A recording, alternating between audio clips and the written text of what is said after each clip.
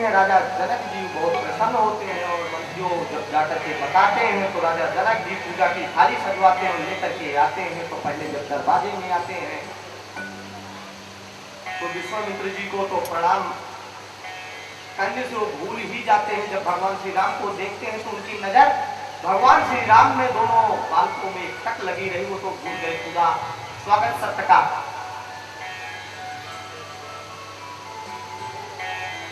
जब देखते रहे तो विश्वामित्र जी पूछते कि राजन आप क्या देख रहे हैं? तो पहले तो मुस्कुराहट हुई, इसके बाद फिर मन में थोड़ा सा उनके चिंता व्याप्त हुई। तो विश्वामित्र जी पूछते हैं कि राजन क्या बात है? पहले तो आपका जो मुख था वो बहुत प्रसन्न था, लेकिन अब आपके मन में चिंता क्यों? प्रभु मुझसे एक बहुत बड़ी भूल हो गई, जो मैंने ये जो महादेव जी का धनुष है इसको प्रतिज्ञा किया कि जो धनुष उठाएगा तोड़ेगा उसे साथ अपने मैं सिंधु के कन्या का विवाह करूंगा। और ये तो बड़े सुकुमार बालक है, ये किशोर है, ये कहाँ तोड़ पाएंगे? और जो ये बालक हैं इन्हीं के साथ यदि मेरे सुंदर सुयोग्य कन्या सीता का विवाह हो तो ये सबको अच्छा लगेगा, मुझे तो अच्छा ही लगेगा, लेकिन पूरे सृष्टि को। विश्वामित्र जी को ले जाते हैं राजभवन में और उनको बैठाते हैं, स्वागत सत्कार करते हैं। स्वागत सत्कार करने के बाद वहां पर भगवान श्री राम प्रातः होता है और गुरु जी से आज्ञा मांगते हैं। गुरु जी पूजा के लिए कहते हैं कि राम बेटा तुम जाओ और पुष्प लेकर के आओ बादशाह से। सीता जी नित्य प्रतिदिन गौरा माता की पूजा करने जाए। जब गौरी माता की पूजा करने पार्वती जी की जाती थी तो गौरी माता से आशीर्वाद लेती थी कि गौरी माता की नित्य प्रतिदिन पूजा अर्चना में लगी है। इधर भगवान श्री राम जाते हैं उनकी वाटिका में और इधर सखियों को लेकर के अपनी सहेलियों को लेकर के गौरा की पूजन के लिए सीता जी इधर राम जी पहुंचते हैं, उधर सीता जी पहुंचते हैं। तो वहां कुछ सखियां देख रही ये कहाँ के बालक हैं, ये दोनों इतने सुंदर कहाँ से आ गए?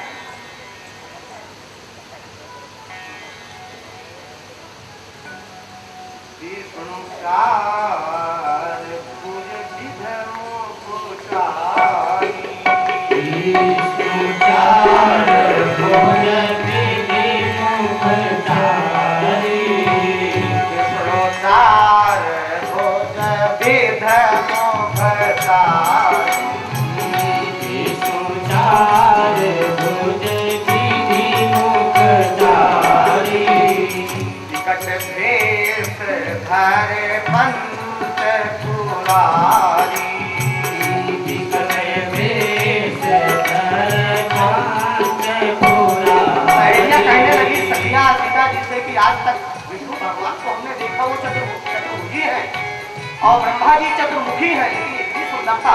और जो भगवान शंकर कितने मुख के हैं? 5 मुख के हैं, लेकिन इतनी सुंदरता तो उसमें भी नहीं है जितने सुंदर ही है। क्या कह रही है? हमको लगाए गए टोना टोना टोना टोना टोना, हमको लगाए गए टोना, किशोर गौर सामरे सलोना, हमको लगाए गए टोना, किशोर गौर सामरे सलोना,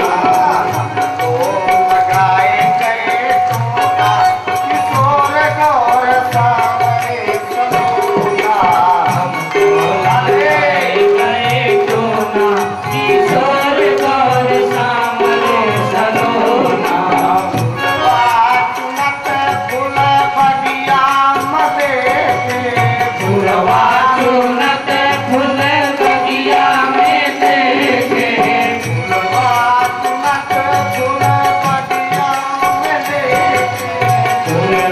चुनत फूल बगिया में से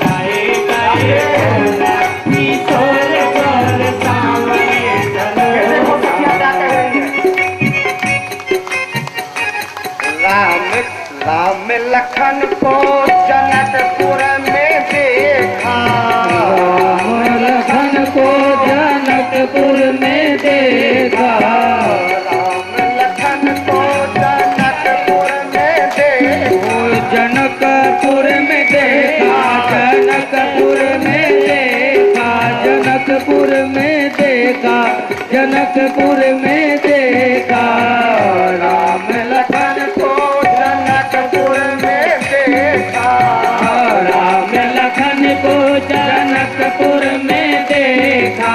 देखिए किस प्रकार देखा, क्यों नीलम अरु सोना किशोर गौर सावरे हमको लगाए गए सोना किशोर गौर सांवरे सलोना, हमको लगाए गए सोना किशोर गौर सावरे सलोना, हमको लगाए गए सोना किशोर गौर सांवरे सलोना। राम जी को देखा घूंघट पट खोला, राम जी को देखा घूंघट पट खोला, राम जी को देखा घूंघट पट खोला, राम जी को देखा घूंघट पट खोला। हो गया जो कुछ होना किशोर गौर सावरे लगाए गए सोना किशोर गौर सांवरे सलोना, लगाए गए किशोर गौर लगाए गए सोना किशोर गौर सांवरे सलोना। सखियां कह रही है ऐसा है, देखिए माँ भवानी को आप पुनः जाकर के फिर से मना लीजिए, क्योंकि प्रेरक तो वही, आप थोड़ा जा करके देवी के मढ़ी में मंदिर में जा करके पुनः फिर से मनाइए गौरा जी को, और यदि वो चाहेंगी तो जरूर ये आपका बड़ा करेंगे, हमें तो ये विश्वास है आपका। जय जय गिरिवर राज किशोरी, जय जय गिरवर राज किशोरी, जय जय गिरिवर राज किशोरी, जय जय गिरवर राज किशोरी, जय महेश मुख चंद्र चकोरी, जय महेश मुख चंद्र चकोरी, जय गजपदन हरानन माता, जय गजबदन हरानन माता, लोक कमिनी विधि स्तुति मन दाता। मान मूरत मुस्कानी, यदि पुष्प और पत्ते फल चढ़ाया जाए किसी मूर्ति में, यदि वो गिर जा रहा है तो ये मानिए कि हमारी जो पूजा है भगवान ने स्वीकार कर लिया, और हमारा जो कार्य है वो सफल है। जब पुष्प चढ़ाया जाए, मालार्पण किया जाए, फल चढ़ाया जाए, तो ये मानिए कि हमारा कार्य सिद्ध है। ये आशीर्वाद दीना किशोर गौर सावरे सलोना, हमको लगाए गए सोना किशोर गौर सांवरे सलोना,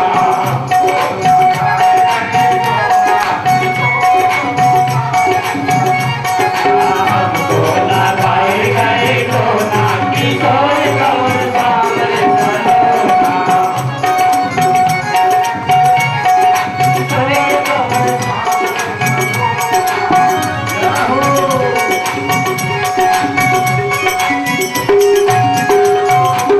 राजा रामचंद्र भगवान की इस प्रकार से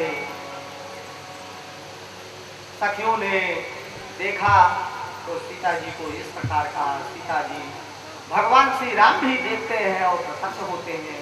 इसके बाद सखियां चली जाती हैं सीता जी को लेकर के, और इधर राम जी को लेकर के और गुरु जी के पास पहुंचते हैं। तो गुरु जी कहते हैं कि राम आज लेट कैसे हो गए हैं।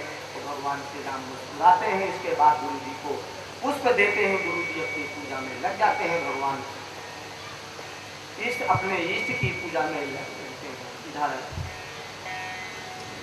सीता जी के स्वयंवर की तैयारियां अनेक प्रकार से धूमधाम से चल रहे हैं। उसमें देश देश के राजा हैं और इसके बाद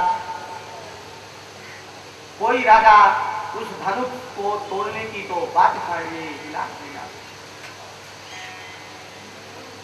जब धनुष किसी से न टूटा तो जनक जी का जो प्रतिज्ञा है वो अपनी प्रतिज्ञा पूर्ण न समझ करके मन में बहुत बड़ा दुख जताया कि हो सकता है कि ये पृथ्वी वीरों से विभूत हो गई। अब वहां लक्ष्मण जी खड़े हैं और कहते हैं कि देखिए राजन, अभी ये जो पृथ्वी है ये वीरों से रहित नहीं है, अभी इसमें बहुत से वीर हैं, आप क्या कर रहे हैं। भगवान श्री राम इशारा करते हैं और वहां रावण भी पहुंचा था। रावण को रोकने के लिए भगवान शंकर की प्रेरणा से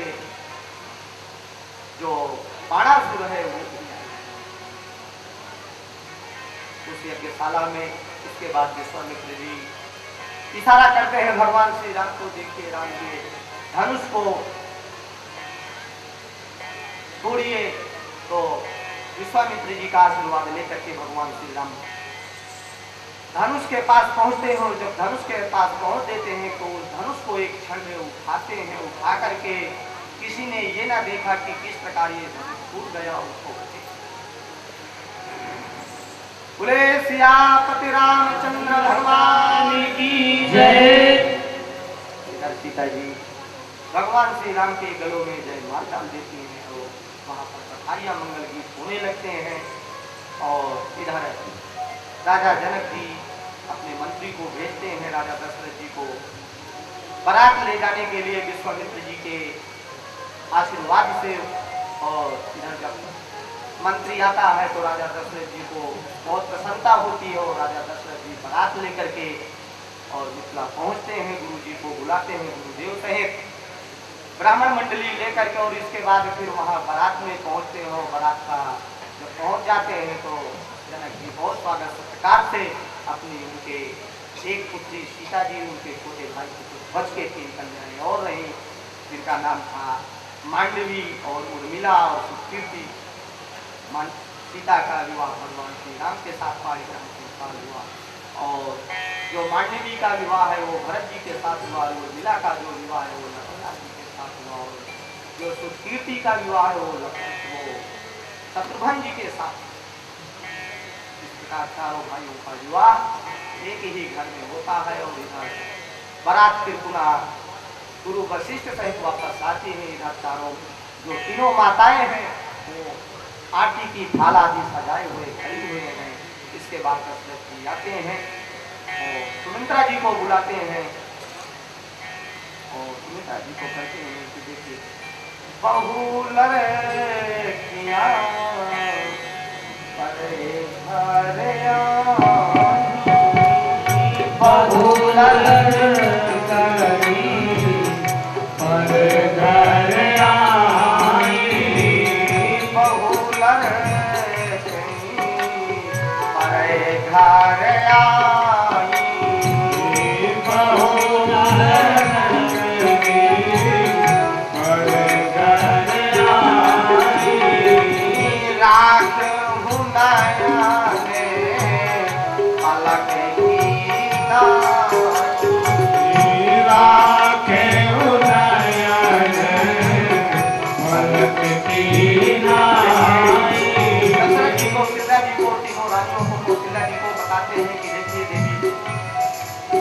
जो बहू है, जो लड़कियां हैं वो पराए घर आती हैं, लेकिन उनको कैसे रखना चाहिए। यदि सास बन के रहेगी तो सम्मान करेगी, ऐसा नहीं है। क्योंकि उसको जिस प्रकार से मान सम्मान मिलना है वो कभी ऐसे नहीं है कि अपनी सासू माँ की आदर संस्कार नहीं करेगी। अब फिर देखिए किसी का कुछ है तो वो प्रारब्ध का है, वो इस जन्म का कुछ ही नहीं है। इसीलिए जब कभी भी शादी आदि किया जाता है तो उस कुल के थोड़ा संस्कार जरूर देखा जाता है। माता पिता के यदि संस्कारी माता पिता है तो लड़की जरूर संस्कारी। और जब माता पिता संस्कारी नहीं होंगे लड़की कहाँ सम्मान मान देने वाली। इस प्रकार से समझाते हैं कि जिस प्रकार पलकों के बीच मध्य में नेत्र रहती है और कितनी सुरक्षा रहती है, ऐसे इन बहुओं को रखना। इधर राजा दशरथ जी के यहाँ से बधाई आदि नगरवासी बधाई देने आते हैं, मंगल गीत होते हैं नित्य नवनित्य। इसके बाद फिर राजाभिषेक की तैयारी होने लगती है। एक दिन बैठे हैं राजा दशरथ जी की, अब मेरा समय बहुत वो है, मैं चतुर्थ पना चुका है, मैं सोच रहा हूँ कि अपने समय से भगवान श्री ये जो राम जी हैं इनको मैं राजाभिषेक कर दूं। गुरु जी को बुलाते हैं, राजाभिषेक की तैयारी करते हैं और जब तैयारी होने लगती है तो उसी समय देवताओं की प्रेरणा से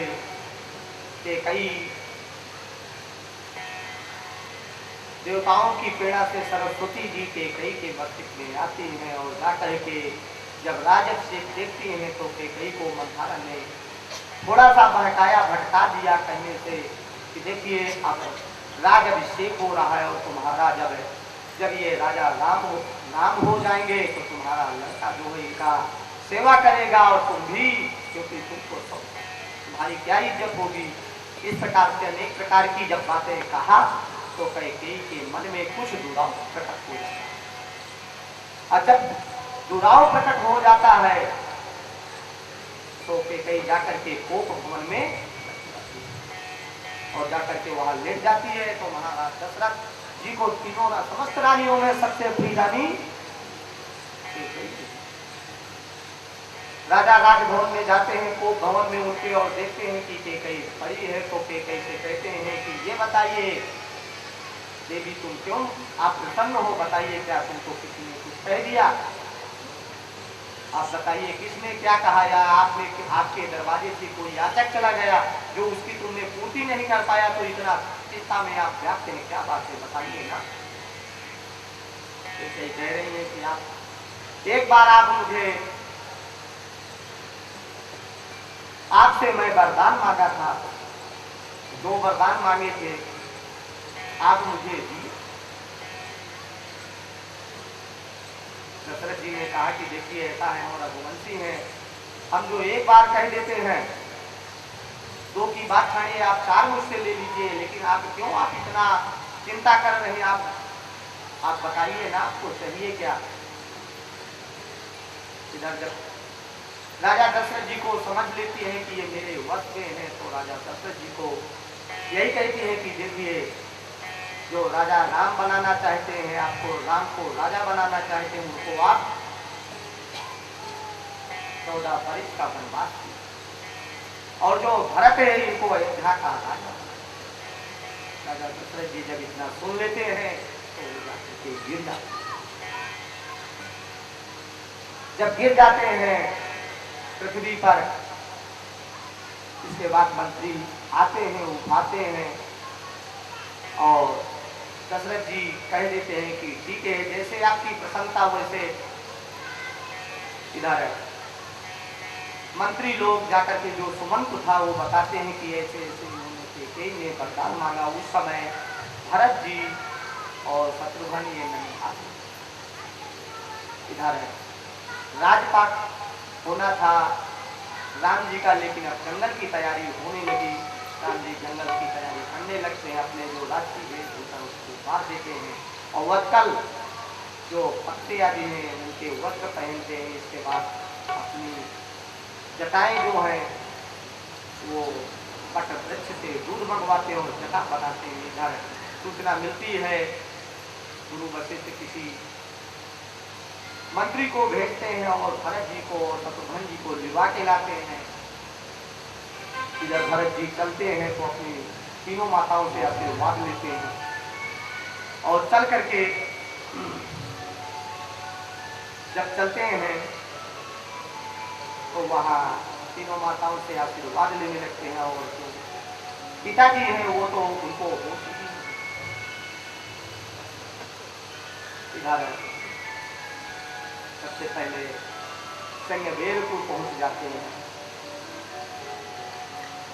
रात्रि का समय वहीं व्यतीत करते हैं। और इसके बाद फिर जाते हैं गंगा जी के किनारे, वहाँ पर निशाचरा से मुलाकात होती है। तो जब केवट को बुलाते हैं, केवट पार नहीं करता। मेरे नैया में लक्ष्मण राम, गंगा मैया धीरे